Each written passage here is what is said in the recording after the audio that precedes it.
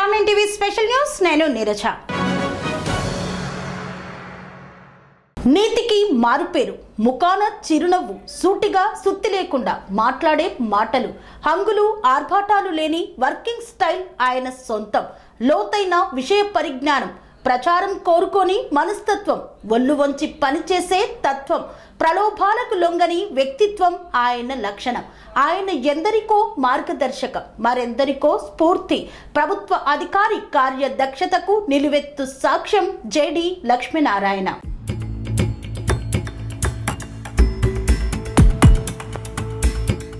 Profile కేసులో ఏమాత్రం వెనుకడుగు వేయని అధికారిగా పేరు తెచ్చుకున్నారు. అదే వేగంతో, అంకిత భావంతో సమాజాన్ని ముందుకు కదిలించాలన్నది ఆయన ఆశయం.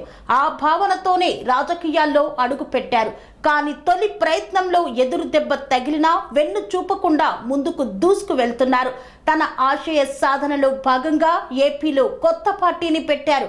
అతనే వాసగిరి లక్ష్మీనారాయణ. అందరికీ జేడి లక్ష్మీనారాయణ సుపరిచితం.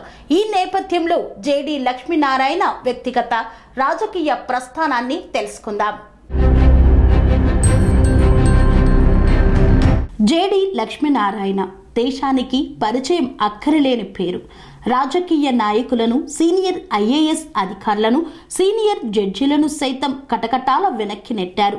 దేశంలో ఏ ఇతర పోలీస్ అధికారి చూపించని ధైర్య సాహసాలను ప్రదర్శించి సాధారణ ప్రజల దృష్టిలో సంచలన హీరోగా నిలిచారు. ఆయన మరెవరో కాదు, సిబిఐ మాజీ జాయింట్ డైరెక్టర్ లక్ష్మీనారాయణ. ఆయన వ్యక్తిగత రాజకీయ ప్రస్థానాన్ని గురించి ఇప్పుడు తెలుసుకుందాం.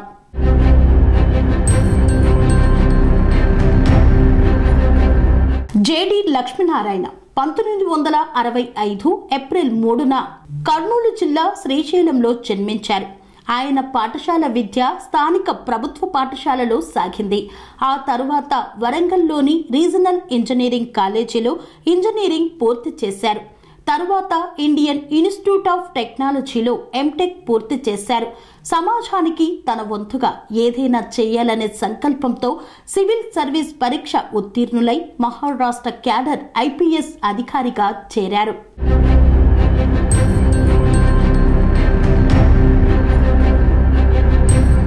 శిక్షణ పూర్తయిన తరువాత నాందేడ్లో ఎస్పీగా బాధ్యతలను చేపట్టారు. తరువాత మహారాష్ట్ర నందు ఎంటీ టెర్రరిస్ట్ స్క్వాడ్గా పనిచేశారు. ఆయన నిజాయితీని గుర్తించిన కేంద్ర ప్రభుత్వం సిబిఐలో డిఐజీగాని నియమించింది. హైదరాబాదులో సిబిఐ జేడీగా ప్రమోట్ చేశారు.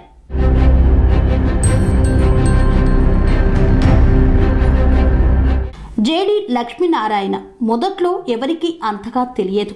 ఆయన సిబిఐలో చేరిన కొత్తలో తొలుత ఫోక్స్ వ్యాగన్ కేసు నమోదైంది. ఆ తర్వాత హైకోర్టు ఆదేశాల మేరకు వైఎస్ రాజశేఖర్ రెడ్డి హయాంలో జరిగిన Obulapuram mining case, outer ring రోడ్డులో భూ సేకరణ, అందులో జరిగిన అక్రమాలకు సంబంధించి దర్యాప్తు జరిపి న్యాయస్థానానికి నివేదిక సమర్పించారు. ఈ సమయంలో రాజకీయ ఒత్తిళ్లకు లొంగకుండా సక్సెస్ఫుల్ గా డీల్ చేయించడంతో వివి లక్ష్మీనారాయణ ఇంటి పేరే జేడీగా మారిపోయింది.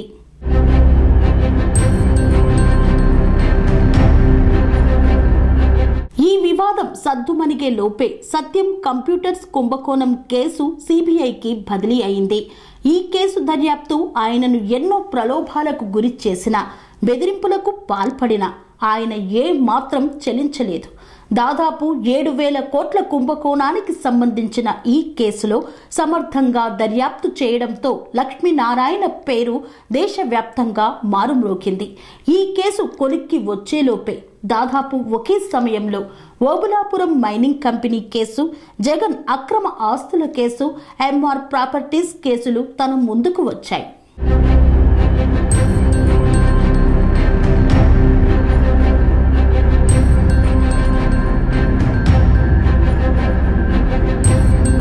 ఈ కేసులన్నీ రాజకీయ నేతలు, వారి అధికారంతో ముడిపడినవి.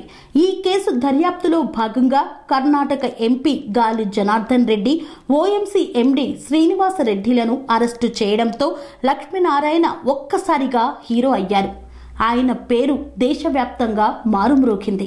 ఎలాంటి ప్రలోభాలకు బెదిరింపులకు లొంగకుండా ఈ కేసులో వరుసగా అరెస్టులు జరిగాయి. ఇందులో సీనియర్ ఐఏఎస్ అధికారి శ్రీలక్ష్మి, మైనింగ్ శాఖ ఉన్నత అధికారి రాజ్ గోపాల్ ముఖ్యులు. దీంతో పాటు ఎంఆర్ ప్రాపర్టీస్ కేసులో పారిశ్రామికవేత్త కోనేరు ప్రసాద్, సీనియర్ ఐఏఎస్ అధికారి బిపి ఆచార్యలను అరెస్టు చేశారు.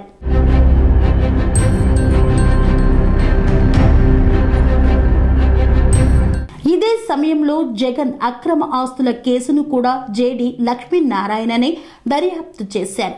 ఈ కేసులో భాగంగా ప్రముఖ పారిశ్రామికవేత్త నిమ్మగడ్డ ప్రసాద్, అప్పటి మంత్రి మోపిదేవి వెంకటరమణ తదితరులతో పాటు కడప ఎంపీ జగన్ను కూడా అరెస్టు చేశారు.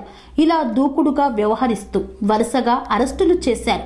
మరోవైపు జగన్ అక్రమ ఆస్తుల కేసు విషయంలోనే హోంమంత్రి సబితా ఇంద్రారెడ్డి, రోడ్లు భవనాల శాఖ మంత్రి ధర్మాన ప్రసాదరావులు తమ పదవులను పోగొట్టుకున్నారు.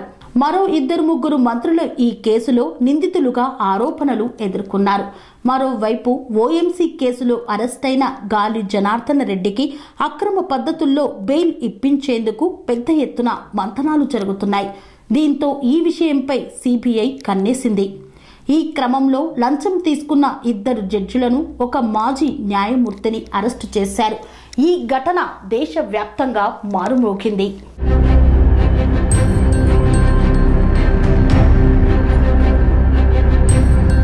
మరోవైపు కర్ణాటకలో రాజకీయంగా దుమారం రేపిన గనుల కుంభకోణానికి సంబంధించి ఆ రాష్ట్ర మాజీ ముఖ్యమంత్రి యడ్యూరప్పపై నమోదైన కేసు దర్యాప్తు కూడా లక్ష్మీనారాయణే పర్యవేక్షించారు. ఆ తర్వాత మాజీ CM YS Rajasekhar Reddy helicopter ప్రమాదంపై కూడా ఆయనే దర్యాప్తు చేశారు. జగన్ అక్రమ ఆస్తుల కేసు తప్ప మిగతా కేసుల దర్యాప్తు దాదాపు పూర్తి కావచ్చింది. వీటితో పాటు దేశవ్యాప్తంగా సంచలనం సృష్టించిన సహ్రోబుద్దీన్, ఇష్రత్ జహాన్ల ఎన్కౌంటర్ల కేసు దర్యాప్తు పర్యవేక్షణ బాధ్యత లక్ష్మీనారాయణకు అప్పగించారు. రాజకీయంగా వివాదాస్పదమైన ఈ కేసులను కూడా లక్ష్మీనారాయణకు అప్పగించడం ఆయనపై ఉన్న నమ్మకానికి నిదర్శనం.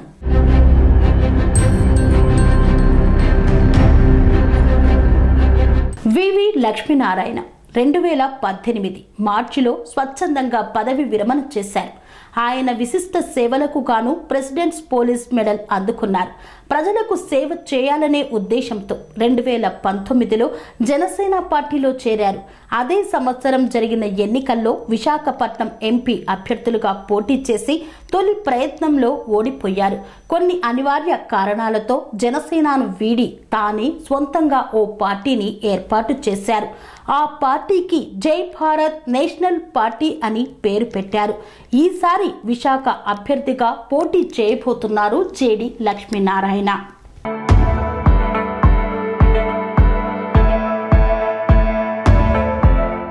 జై భారత్ నేషనల్ పార్టీని స్థాపించినటువంటి జేడి లక్ష్మీనారాయణ రాజకీయాల్లో మార్పు తీసుకురావడానికే పార్టీ పెడుతున్నట్లు వెల్లడించారు. ప్రజల్లో నుండి ప్రజల కష్టసుఖాలను అడిగి తెలుసుకున్న జేడి లక్ష్మీనారాయణ ఆ ప్రజల్లో నుండే ఈ పార్టీని పెడుతున్నట్టు తెలిపారు. ప్రజల సంక్షేమం, అభివృద్ధి, అవినీతి లేని పాలన అందించడమే మా లక్ష్యంగా ముందుకు వస్తున్నట్లు తెలిపారు జేడి లక్ష్మీనారాయణ. వైఎస్ఆర్సీపీ, టీడీపీ, జనసేన పార్టీలు ప్రత్యేక హోదా అంశాన్ని పక్కదారి పట్టించాయని, ప్రత్యేక హోదాను ఆంధ్రప్రదేశ్కు తీసుకురావడమే ఏకైక లక్ష్యంగా జై భారత్ నేషనల్ పార్టీని ప్రకటించినట్లు జేడి లక్ష్మీనారాయణ తెలిపారు. అవినీతి లేని పాలన ప్రజలకు అందించాలన్న ఏకైక లక్ష్యంతో వచ్చేటువంటి పౌరులు నీతి, నిజాయితీ, సమర్థవంతమైన విద్యా వ్యవస్థను తయారు చేయాలనే ఒక సంకల్పంతో ఈ పార్టీని స్థాపించామని, ఎన్నికల్లో పోటీకి సిద్ధమవుతున్నామని తెలిపారు జేడి లక్ష్మీనారాయణ.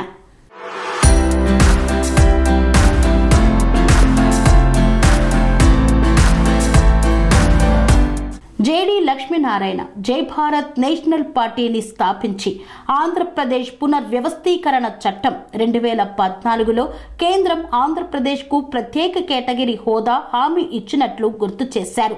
రాష్ట్రంలో అన్ని పార్టీలు ప్రయత్నించినా ప్రత్యేక హోదాను సాధించడంలో విఫలమయ్యారని, ఆ యొక్క ప్రత్యేక హోదాను తాను సాధిస్తారని ధీమా వ్యక్తం చేశారు. ప్రత్యేక హోదా కల్పించాలని కేంద్ర ప్రభుత్వాన్ని డిమాండ్ చేసేందుకు రాష్ట్రం 3 అంశాలను కోల్పోయిందని తెలిపారు. తమ పార్టీ రాజకీయాల్లో మార్పు తీసుకువస్తుందని లక్ష్మీనారాయణ ఆశాభావం వ్యక్తం చేశారు. వచ్చేటువంటి లోక్సభ, అసెంబ్లీ ఎన్నికల్లో ప్రజల ముందుకు వెళ్తున్నామని, ప్రజల ఆశీర్వాదంతో తప్పక గెలుస్తామని ధీమా వ్యక్తం చేస్తున్నారు.